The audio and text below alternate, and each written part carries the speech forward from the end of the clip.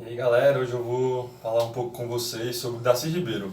Darcy Ribeiro é uma pessoa muito conhecida, muito famosa, por tudo que ele fez pelo Brasil, e não só pelo Brasil, também pela América Latina como um todo. Darcy Ribeiro, ele nasceu em Montes Claros, em Minas Gerais, no ano de 1922. E ele morreu em Brasília em 1997, então ele foi uma pessoa que viveu bastante tempo. E ele se formou em Sociologia pela Escola de Sociologia e Política de São Paulo, isso em 1946.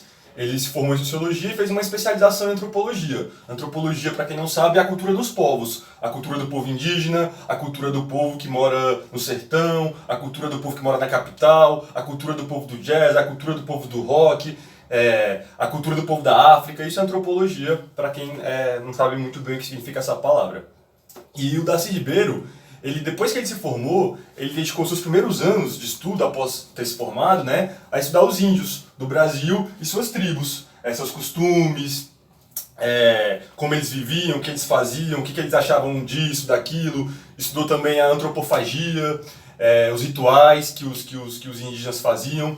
E ele fundou o Museu do Índio, no Rio de Janeiro, o Darcy Ribeiro. Isso no ano de 1953. O Museu do Índio é um órgão cultural. E ele formou, né, ele fundou esse Museu do Índio baseado em documentos, registros, fotos e estudos que ele fez nas suas viagens e estudos do comportamento das tribos indígenas, da religião. Essa pesquisa que ele fez, ele botou depois tudo no Museu do Índio, para que as pessoas pudessem ter acesso a esse conhecimento. E ele fez também para a Unesco é a Organização das Nações Unidas para a Educação, a Ciência e a Cultura. Ele fez para a Unesco um estudo dos impactos, né, das consequências da civilização sobre os grupos indígenas brasileiros do século XX, que é o século passado. Ele foi diretor do MEC entre 1957 e 1961, o Darcy Ribeiro, e muita gente deve saber, e para quem não sabe vai saber agora, ele criou a UNB. O Darcy Ribeiro, ele criou a UNB e foi o primeiro reitor da UNB, que é a Universidade de Brasília.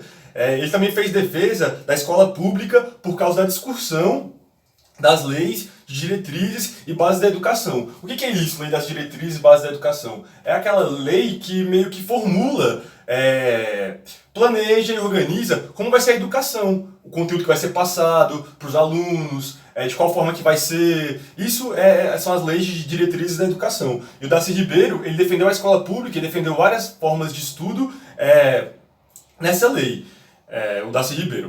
E ele foi ministro da Educação do presidente João Goulart, que é o Jango. Ele foi ministro da Educação. O João Goulart, para quem não se lembra, ele foi o último presidente do Brasil antes do golpe militar de 1964. E aí, tudo bem. Após o golpe, o Darcy Ribeiro, ele teve os direitos políticos cassados e se exilou no Uruguai por medo de morrer. Porque assim, o Darcy Ribeiro ele era ministro da Educação do João Goulart, do Jango, e aí teve o golpe militar, tomaram o poder. E aí o Jango, que era o João Goulart, o Darcy Ribeiro também, que era ministro da Educação do João Goulart, toda essa galera ficou com medo de morrer. Eles foram perseguidos e se exilaram fora do país, como eu bem falei. Aí após o golpe, o Darcy Ribeiro teve seus direitos políticos cassados e se exilou no Uruguai, que ele era ministro, podia votar, isso e aquilo, e perdeu isso quando teve o golpe militar de 64. E aí o João Goulart e mais alguns políticos exilados, nessa época, nos anos 60 no Brasil, eles foram morar em Montevidéu. E quase todo sábado eles faziam uma feijoada, na casa do Darcy Ribeiro ou na casa do João Goulart, e eles chamavam a Feijoada dos Exilados. Bem criativo, né? E eles faziam essa feijoada lá no Uruguai, eles viveram lá por um tempo. E a família deles também foi. A família, as esposas, os filhos do João Goulart, do Darcy Ribeiro, a esposa do João Goulart, que virou viúva dele anos depois, se chama Maria Tereza, e ela também foi lá para o Uruguai com o João Goulart, e eles eram amigos brasileiros exilados no Uruguai. Só que não para por aí. E aí o Darcy Ribeiro, anos depois, na TV Cultura, ele já estava mais velho, ele falou bem assim: naquela época, eu perguntei pro Goulart, como assim você não vai fazer nada em relação ao golpe? Ele perguntou pro Goulart, porque estavam fazendo uma conspiração contra o João Goulart, que é o Jango, e o Darcy Ribeiro falou: poxa vida, como é que você não vai fazer nada? Você vai deixar eles pegarem o poder assim mesmo? Aí anos depois, isso o Darcy Ribeiro falando, anos depois eu percebi que João Goulart estava certo. Ele evitou uma catástrofe, evitou uma guerra e poupou várias vidas. A desistência dele foi uma vitória, na realidade. Foi isso que o Darcy Ribeiro disse anos depois, já mais maduro, entendendo melhor o cenário político do mundo, entendendo melhor as guerras, entendendo melhor os Estados Unidos. Então ele falou que o João Goulart estava certo, ele evitou uma catástrofe, ele evitou uma guerra e poupou várias vidas. A desistência dele foi uma vitória. Porque assim, os navios americanos estavam a caminho da Baía de Guanabara, no Rio de Janeiro, para tomarem o poder aqui no Brasil, custe o que custar, como dizia o presidente americano John Kennedy. E não tomaram o poder de Jango por seus defeitos, e sim por suas qualidades. Ele, Jango, percebeu o perigo iminente quando avisaram para ele que os navios americanos estavam chegando. E ele simplesmente foi embora para sua fazenda, por medo de ser assassinado. E aí o Darcy Ribeiro teve esse pensamento anos depois. Darcy Ribeiro também já avisava o Jango da conspiração do golpe militar de 64 meses antes. Mas o Jango, que é o João Goulart, nunca levou a sério, até o último segundo. Até o segundo final, quando disseram: João Goulart, os navios americanos estão vindo, eles já estão no mar chegando aqui no Brasil para tomar o poder. Aí quando avisaram o João Goulart nesse último instante, aí que ele falou: caramba, o negócio tá sério. E aí ele acreditou finalmente no golpe. E aí o Darcy Ribeiro disse, né, que não tomaram o poder do Jango por seus defeitos, sim por suas qualidades. Vamos lá. Então, após a tomada do poder, isso também é muito interessante, após a tomada do poder pelos deputados e políticos que eram a favor do golpe militar, que estavam juntos dos Estados Unidos, depois que o João Goulart sumiu, foi embora, esses deputados e políticos, eles disseram para a população, numa reunião pública, no microfone, isso nos anos 60, eles falaram para a população que o presidente Jango, João Goulart, simplesmente abandonou o cargo de presidente e abandonou a população. E que eles não sabiam o que tinha acontecido com o João Goulart. Muito engraçado isso, né? E aí, que o país estava sem presidente, sem rumo e precisava de um novo presidente. Que precisava de um novo presidente porque o João Goulart abandonou o país. Isso foi o que disseram, na época, os deputados e políticos que ajudaram e organizaram o golpe militar de 64, que depois se tornou a ditadura militar, por anos, até 85. Agora, voltando a falar aqui sobre o Darcy Ribeiro de novo, ele liderou vários programas de reforma universitária. Ao chegar no Uruguai, que foi onde ele se exilou, o Darcy Ribeiro, junto com o João Goulart, o Darcy Ribeiro foi convidado para ser professor de antropologia da Universidade Oriental do Uruguai. E olha que interessante, naquela época, no Uruguai, não existia antropologia, ainda não existia essa matéria. E aí, conversando com os reitores da universidade, com os diretores da Universidade do Uruguai, sobre os índios, sobre a cultura dos povos, sobre os diferentes comportamentos das pessoas de acordo com o país em que elas nasceram. Conversando com as pessoas da universidade, o Darcy cria antropologia no Uruguai, que depois se torna um curso na faculdade e tem o Darcy como um dos professores. Porque não tinha, nos anos 60, no Uruguai, essa matéria de antropologia. E o Darcy Ribeiro, conversando com os reitores e professores, ele criou na cabeça desses reitores e professores essa matéria de antropologia que depois virou um curso da faculdade. Então ele foi muito importante para a antropologia, não só no Brasil, mas como no mundo e na América Latina também. E o Darcy Ribeiro, se não bastasse ter feito tudo isso que ele fez, ele foi assessor do presidente Salvador Allende, que foi presidente do Chile entre o ano de 1970 e o ano de 1973. O Salvador Allende foi presidente do Chile por 3 anos. E aí o Darcy Ribeiro foi assessor dele. E o Salvador Allende perdeu o cargo de presidente do Chile por um golpe de Estado liderado pelo chefe das Forças Armadas, que se chamava Augusto Pinochet.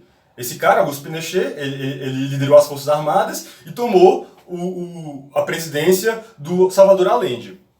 Aí tá aí tudo bem. E o Darcy Ribeiro também foi assessor do presidente Velasco Alvarado, que foi presidente do Peru de 1968 até 1975. Então, nesse período, o Darcy Ribeiro também foi assessor desse presidente. Ele foi assessor do presidente do Chile e do Uruguai, se não bastasse. E nesse período, que ele ficou em exílio no Uruguai, no Chile, no Peru, ele escreveu nesse período 5 volumes dos estudos da antropologia da civilização, que é um livro que ele escreveu com vários volumes, que fala sobre a cultura das pessoas na América Latina. E aí, esses 5 volumes dos estudos da antropologia da civilização tem alguns livros. O processo civilizatório,